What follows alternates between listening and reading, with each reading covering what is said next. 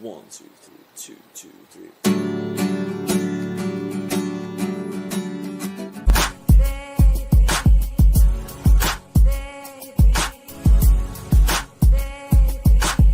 Hello, everybody. Make sure you click like, share, subscribe to the channel. Today, Andrew and I are going to be reviewing Tyler, the Creator's 9th studio album, Don't Tap the Glass. I was actually surprised that it had been 9 albums. Tyler is a vet in the game. I know we've been talking about reviewing this project for a few weeks now. We've finally gotten the opportunity to get together to talk about it. I have a myriad of thoughts, but I kind of want to hear your thoughts because I feel like you're probably going to be a bigger fan of this album. Probably.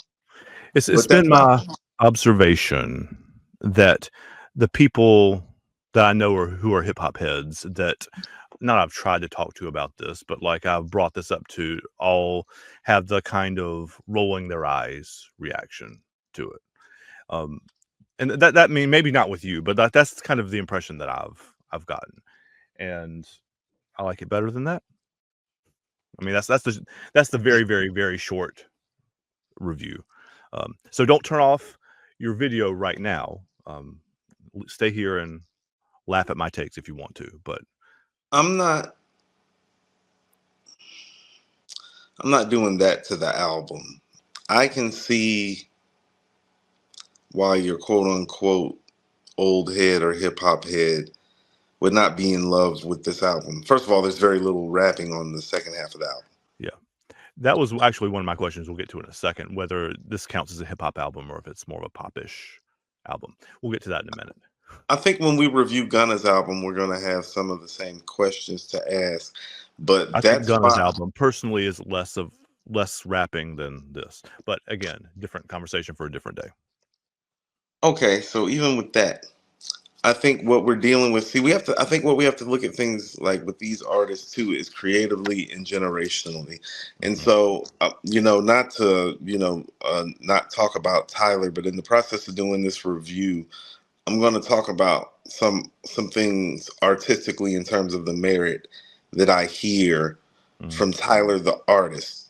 I feel comparable to Tyler the way I do about Freddie, Andrew, in the sense that I wasn't initially or originally really a fan. Right. But I am a fan of good music, and I'm a big fan of great album making, which is why, I wanted to do a review show. And Tyler makes dope albums. And because of that, he has a buy-in with me. Yeah. That maybe he doesn't have with the traditional quote unquote hip hop head. I am listening to his album and sincerely trying to hear and see and feel where he's going, even if he's going nowhere. But you have to listen for it, right? Right, but you have to listen for it. And so this music that you hear on this album is more something that encompasses the right now musically. And that's probably why the old heads and the hip hop heads aren't the bigger fans of it. But musically and creatively, I hear some great things. And so that's hilariously, in reference to the old heads too, this is an album that's really obviously pulling cultural and musical, I guess sonic is what I'm trying to say, sonic checkpoints from the 80s and 90s. Like it's very obviously pulling those sonic points. My initial thought after listening to this album the first time was just like, this is like he's one of the first rappers and he's hanging out with Rick James and Prince, like Charlie Murphy was from the Dave Chappelle show. That was like my first thoughts. We've done this a really long time. One of these notes on here says, one of my hot takes is this album has more than a little Prince to it. Like there's a little bit of that in there for sure. I actually want to talk about Prince, Andrew, because when I listen to what Tyler is as an artist, I can hear the influence of Prince, not only musically, but also in terms of the creative license to just say and do whatever it is that you feel, as long as it's good. And I think, a lot of people don't remember this. Prince caught a lot of flack early on in his career for a lot of everything. He had lots of things going on for sure. Yeah. But creatively, he was a genius. But the music was always good, man. Always Yeah. good. And of course, Tyler's not Prince. I'm not saying No, that, but he does exercise. He does exercise that type of creative license that yes. a Prince does, and I do respect that merit. It is something that attracts me to an artist, and so he does have that in his bag. But that's something that you have to love the whole sphere of music. I feel Mm-hmm. to like really grasp that, if that makes sense. Like Yeah. you have to love. You've got to love like all the music, like to Mm-hmm. understand like the creative license that he's using. Maybe not just love hip hop and R&B. Right. Maybe That makes there. sense. So that could be part of it, and so I hear that part of it, and so that aesthetically to me is pleasing. Mm-hmm. So I have more thoughts, but I want to hear what you have to say about just that portion of it. I think when you say that, it reminds me why I love it. I mean, I don't think it's like the best album of the year by any stretch, obviously, but like it explains to me more clearly why my ear is attracted to it, I guess is how I want to say that. Yeah, Go ahead. Sorry. it's okay. So in hip hop terms, you want to know what this album made me think of? Mm. This felt very much like his Love Below. Fuck me, man. You're going down this fucking list of things and you're stealing all of the notes is what you're doing. So, and I do that to you all the time. So yeah, I guess it's turnabout's fair play. But yes, Yeah, I wrote much hot feels that. take. This is the Andre 3000 solo album you've been begging for. That would have come out like mid early 2000s. Like Okay, so here's my that's what he thing. would have done.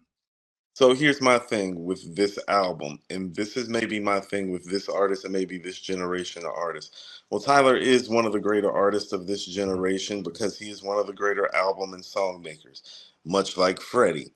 Mm-hmm. But also much like Freddie, you don't find him to have like we really do treat our like best rappers like superheroes, and it seems like they all have like a special technique or a special move Mm-hmm. or something that they do, and when they do it, it's It's like, oh, Mortal that's Kombat shit, guy. right? Yeah. Yeah, yeah, on some Mortal Kombat finish and move type stuff. And I think because Tyler doesn't necessarily have that, and that's what we kind of like expect from our greats. I see what you're saying. Yeah. It doesn't hit or affect the same, but he is very much like Kanye and Outkast are his predecessors musically. Yep. And so is there any She Lives in My Lap or Prototype on here? Oh, hell no. But he's not Andre 3000. He's not You know? trying to be really like it's not trying to And he's be not that. trying to be. I'm talking about the level because I think for the Right. heads, it becomes digestible when you do something different when it hits a level. And Andre hit a level on the Love Below that even if you were ahead, it was like, no, don't tell me you don't like Happy Valentine's Day and She Lives in My Lap and Prototype and Spread and Vibrate. Like, no, I those. would like to say for the record that in the years that I've watched you, I mean, I've obviously known you almost 30 years, but in the years that I've been watching you in the podcast space, She Lives in My Lap might be second place in your reference list behind the Purple Tape. Like of the things that I've heard you say, like name over and over again. That might be second. You want to know what's crazy? I literally just played that song 3 times in a row before this show started. I love that record. It's a great record, man. It's one like there's my objective list to everything, and then there's like my personal list to everything. But like personally, that record is super high for me. Like I love that record. Every Just time I like play it, I'm entranced by it. Just like the Tyler record is like objectively, is it a great classic? No, it's not. But like, is it something that I enjoy listening to? Yeah, absolutely, it is. I do feel like even though I appreciate this album and I respect this album, you are gonna play it more than I am. Yeah, you are. This is another thing that I kind of want to bring up too. Mm-hmm. Tyler is exciting, but not in the way traditionally that rappers have been exciting in the past. And that's some of the gap too, his exciting is more of an everyday exciting, and this goes back to what I'm about to say about Kanye. When I listened to this album, I realized how truly like special Kanye is, and Kanye's influence is so heavy that I was like literally sitting down and thinking to myself this evening, I might have to put Kanye in the top 10, like, of rappers. He's already like in my top 10 producers because him making his early projects, what his early projects really did was it sent the music industry out to find the regular guy in the neighborhood for the first time. Mm. It didn't have to be the guy that used to be, you know, the biggest whatever on the block. Right. It didn't necessarily have to be the guy who was necessarily even the best, like, quote unquote rapper on the block. Right. You know, it really sent the industry out looking for just like who's really dope out here. Like, Mm. that's what Kanye like really did, where he changed the game. Like when 50 blew up, I wasn't surprised he blew up because of the story in the background. I was like, that's not a surprise. That's how Mm. rap works. Yeah. That's just how rap works on steroids. Like 50's blow up is like when all of it comes together. Especially as we line everything up. That's Yeah, it's like when you line everything up about what the, like, you know how Chris Rock talks about in his stand up, like Jerry Seinfeld told him that, like, you have like the kit, like the yeah. like yeah, as far as like rap kits go, like 50's rap kit He's was got like all like of the them. perfect rap kit that had Yep. like everything in it. Mm-hmm. Kanye changed all of that, where it's like, well, you can just be yourself and make records like Jesus Walks and All Falls Down, and that can hit on the same level. But Mm-hmm. that goes back to and this is some of the separation too, and this is why the old heads don't gravitate. Oh no, that stuff is classic and it's genius. And Kanye is a genius because he's been replicated more than any rapper I can think of this side of like Pac and Jay Mm-hmm. and Rakim, and nobody's come close to hitting his level yet, in my Yeah. opinion. And so I realize what a one of one he is when I listen to this Tyler album, because for this generation, Tyler is very much like Kanye Yeah. in a lot of The ways. For kids them. love Tyler. Oh no, this did almost 200K first week Mm. in this era. 200K Yeah. in this Which is era first week. huge. First week, that's massive in this era, in my opinion. Mm. So with very little promotion, and Mm-hmm. from what I've been reading, made the album fairly quickly. Yeah. But the album also too is a vibe. He's not talking about too much outside of No. yeah, and so it's kind of is meant to party and bullshit too. Mm-hmm. That's what it's One of my intended. notes is that's a Studio 54 clubbing album. It's not like your what you would Yeah, call a clubbing album, like you would talk about 50, but like it's definitely a go dance album. Like it's so a Studio 54 kind of thing. on hip hop level, you would probably give it, it probably feels three-ish to most people, like on a hip hop level. Yeah. But we don't exist in an era anymore where necessarily these rap artists are always doing necessarily hip hop. Right. I don't quite know what it is that they're doing. I haven't quite got a phrase or a Yeah. terminology for it, but it bleeds and blurs the line a lot Yeah. in this generation, and You're that not does listening to this one. You're not listening to this album for the bars, really. That's not what it's for. well. To quote the Purple Tape, you're not getting any glaciers of ice on here either. Mm-mm. No, but it's Yeah, not for that either. Like it's it's not. That's not. and He's and not trying to do that either. and that's not his fan base either. So it's No. like the heads that don't like it. It's like, well, you're not part of Tyler's fan base. You either And Tyler's one of those people. If you're like from our generation, it's like you can either appreciate the artist and the album making ability that comes with him, mhm. or you can't. Like now, if you want to be critical of it, what I will tell you is that I feel like he was on a stretch of really dope, good and great projects, and I don't know if this project measures up to that, but that doesn't mean it doesn't have some merit and isn't a solid project. Right. And he actually proved on the Clips album that he can do bars if he wants to. Like Oh no, he got bars. he Tyler can rap. can. It's just not. That's just not what this particular project is and what it's for. You know, our generation got this thing. We really do want everybody to be like Black Thought and Nas, like Mhm. on the mic, like and Big and Jay, and it's like you're not gonna get that anymore. Yeah. Like you're not gonna get that. Like you're gonna get Gunna, you're gonna get Tyler, you know. That's why people are so stuck on Cole and Kendrick so much, because lyrically they do provide some of that quote unquote old head energy, Yeah, they do. like lyrically speaking. And so generationally, the older generation gravitates towards them in this generation because of that. That doesn't mean that these other guys aren't good. They're just not Kanye. I'm not expecting them to be Kanye. Like, I'm not. I don't even know if Andre can make She Lives in My Lap Again. Why the hell would I expect Tyler to make Right, it? exactly. You know? And so sometimes when you listen to an album like this, it makes you appreciate that rap has been able to evolve into something like this. And so I can appreciate an album like Stankonia on a day like today. As much as I can't stand Yeezus, I think that album's terrible. Mm.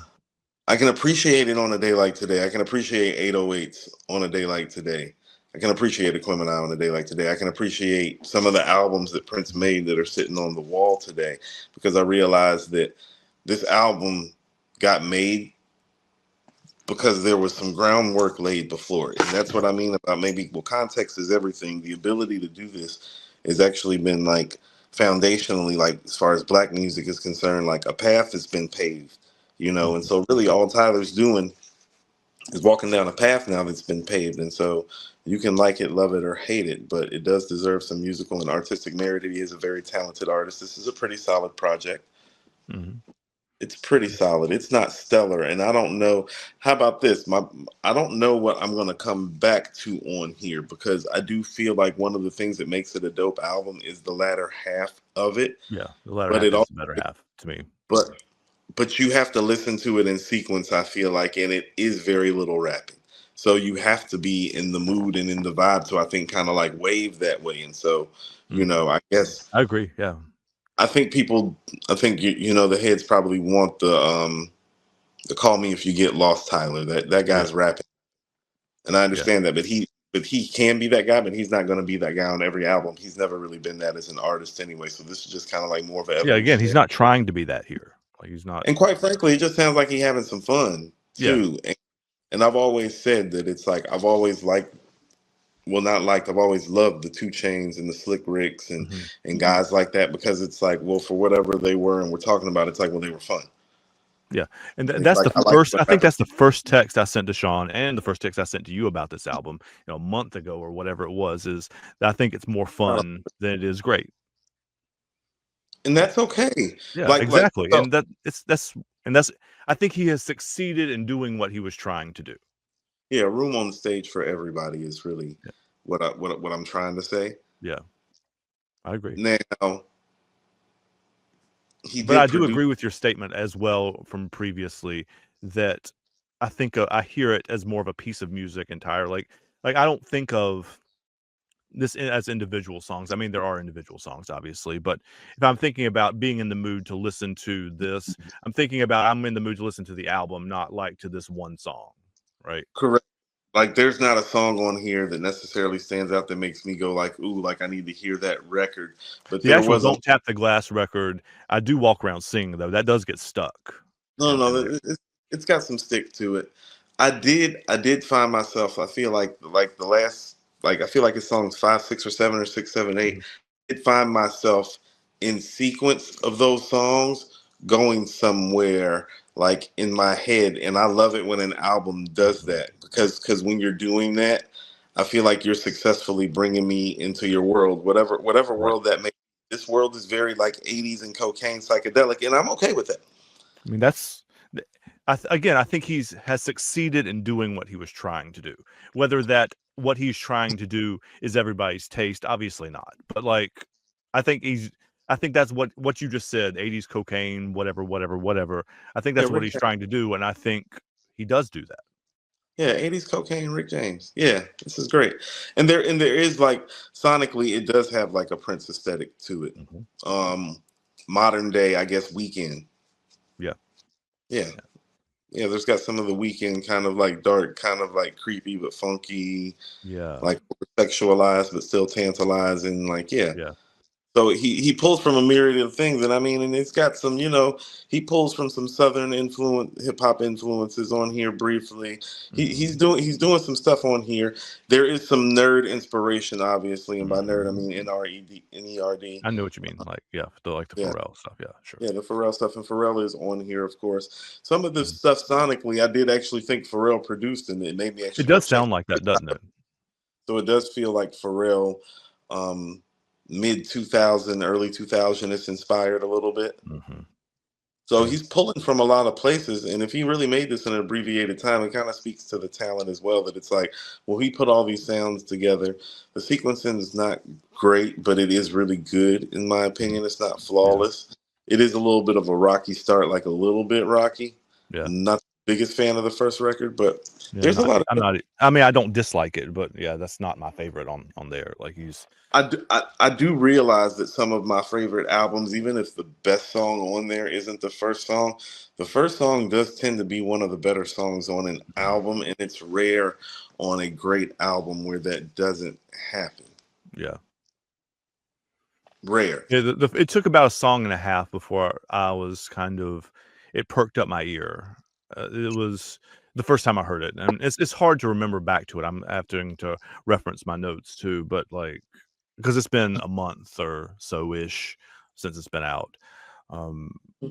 And yeah, I don't remember it catching my attention at the very beginning. Yeah.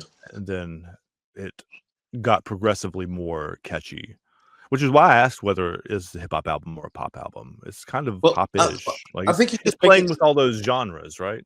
Well, I realize too, with this being his ninth album, he's probably in that space in his career where he just wants to make what he wants to make too at this point. Yeah. You know what I'm saying? And if he can do 200,000 in the first week, he has the latitude to make whatever he wants to make. Right. And also too, if you kind of have been noticing, at least in this era, the last 5-6 years, like he's really been doing his rapping stuff on his features. Yeah. So he's still getting in his hip hop bag. He's just getting into it on features, really. And I don't necessarily have a problem with that either. And that's what I mean about the game being different now. It's like, so he wanted to make a Prince inspired, 808s ish type of Love Below record. I'm like, well, those records have been made now. So it's like, it's okay now. And it's okay for us to be okay with it in this space now, because this is how this space exists now. Yeah. Yeah. The interesting thing, and this is, I mean, I don't know that we have a ton else to say about this, and I figured that this one's going to be shorter, but I started with the Hip Hop Talks group and with you with Mirror Music before that to listening to a lot of things, and kind of you all have kind of taught me what to listen for, right? Like taught me like what sounds are and like what the sonics are and like what's good and what's not. So I've kind of learned that. And then I'm to the place now, a year and a half or 2 years later, that I'm starting to develop my own taste. I mean, I've always had that, but like, you know what I mean? Like I'm starting to like, I like this, I don't like, as far as my own personal sonic whatever. No, I don't think your taste is any different, and I don't think what you know is any different. I think you're the type of person that likes to be able to explain what it is that you're feeling, thinking, yes, and that's a teacher thing. Yes, and so like you have words for it.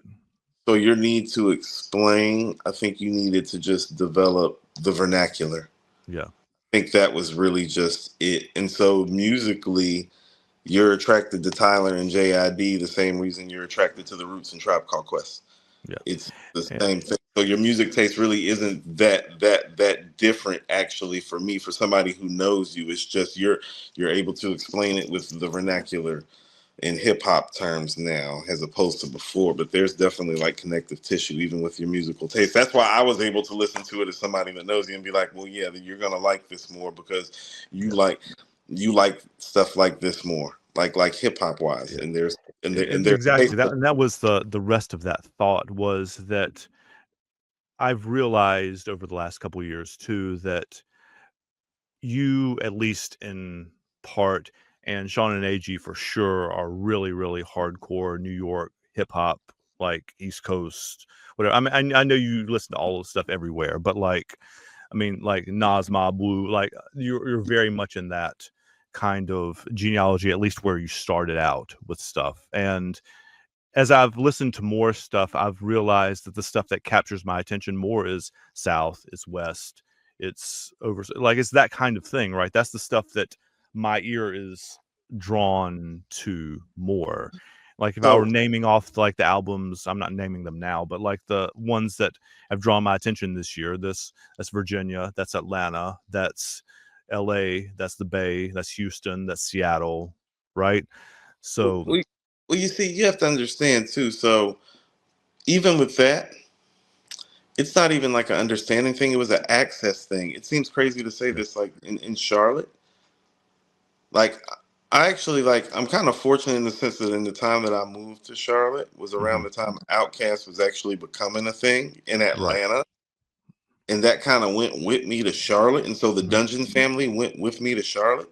right, But you know, hip hop in Atlanta before Outkast wasn't really like what you would call traditional hip hop. It was right, closer to Miami bass and booty shake. That was for mhm, one.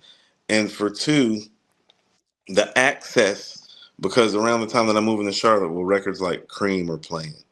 right, Tupac's Keep Your Head Up mhm, is playing. You know, like Biggie and Illmatic and Ready to Die and Southern Playalistic aren't even out yet. Players Ball is out. right, Um, So a lot of that East Coast aesthetic was about the access. That's the stuff that they were right, playing.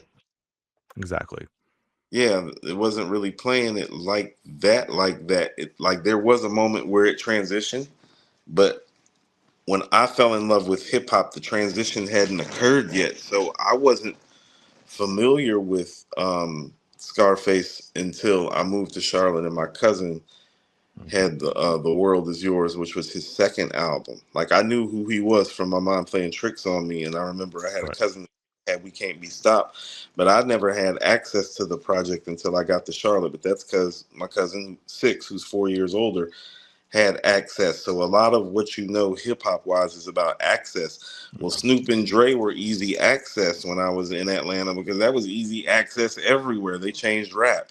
yeah, they did, So that time for I was in Atlanta, it was really more about Dre and Snoop that last year I was in Atlanta, but it was about Dre and Snoop every damn as I way. say, that's not just Atlanta, right?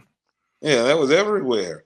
Mhm, And so then the transitions kind of started happening where it's like the Nas, Mob, and Wu. Well, that's right around the time that I fell in love with hip hop because that's when I started getting access.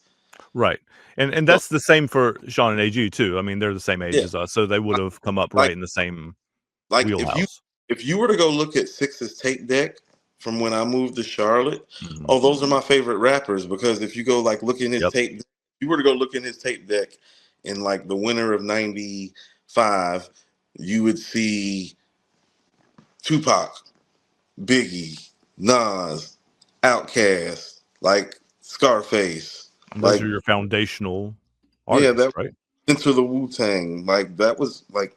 So that was, of course, the stuff that I got immersed with. It was the stuff that he listened to. I was broke, have no Mhm, money to go buy no rap tape. yep, Taking his tape, taking his tape. I'm gonna go up here. I'm gonna go up to the store, buy a little 5 pack for $4.99. yes, sir, As soon as he leaves, I'm gonna go take all of his shit and dub all of his shit. yep, that's how we do it. Now, now I have my tape. Mhm, Fuck his tape, and that's how. yep, And that's how it happened. You know, and mhm, so it was really just about access. And so when you just get more, it's just like anything else. You know, this is a teacher. Like when you get more access to more resources, well, your knowledge tends to grow when you get access to more resources. right. When people are So doing dope shit everywhere, right? Not just what we're yeah, playing on the radio. Yeah. right. Like people understand. I probably didn't like there are a lot of these people that I speak with on ease now.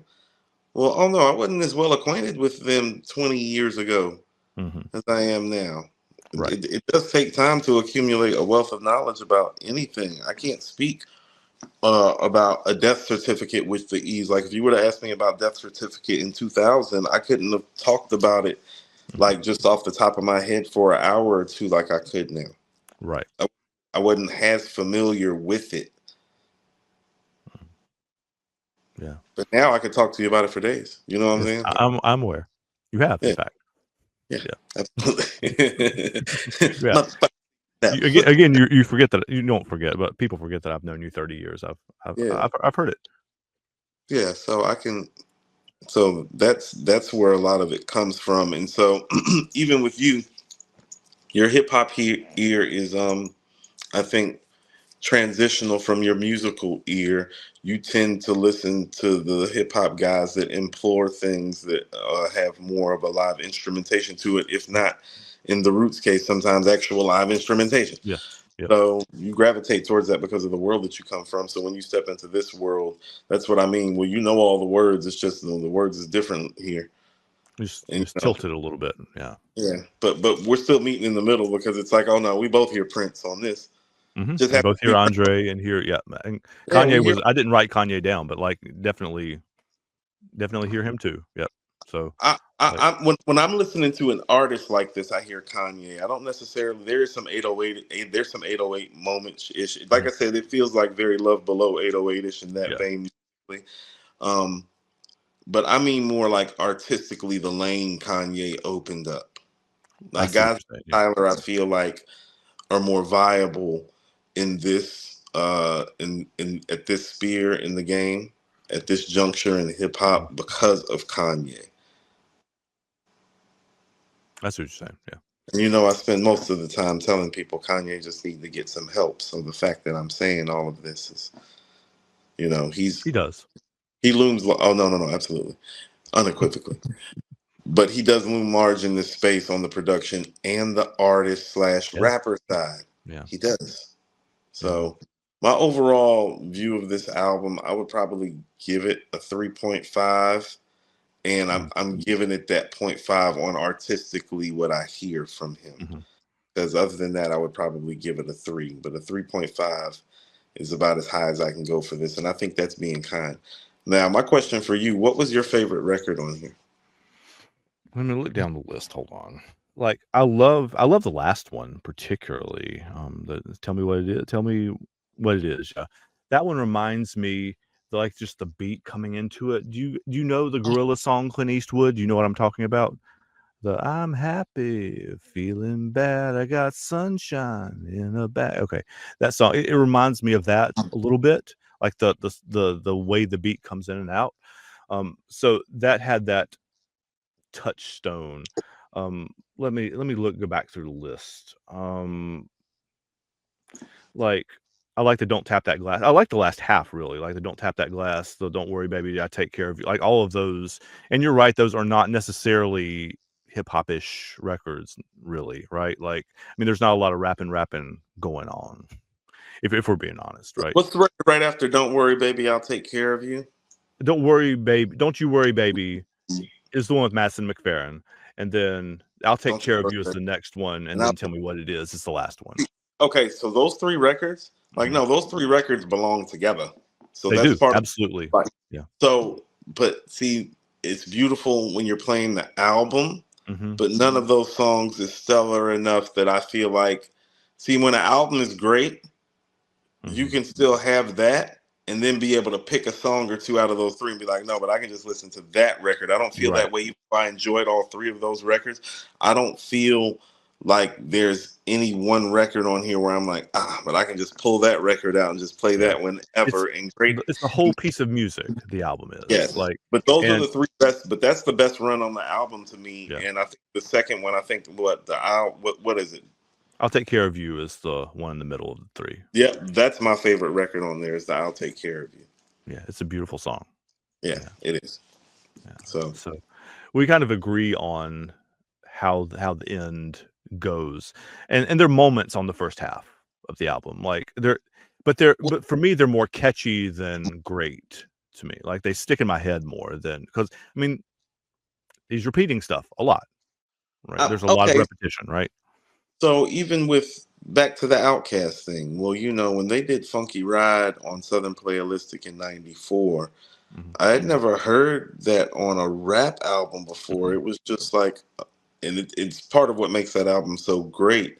And they made it a point to do that on every album, and it's actually some of their best stuff, you know, on On AT Aliens, you have 13th Floor, Mm-hmm. Growing Old. On Aquemini, you have Liberation. Mm-hmm. Just and you have Spodioti Dopalicious. It's like home run, home run. On Stankonia, you have Stank Love. You have like the Humble Mumble joint with Erica Badu that's kind of like that.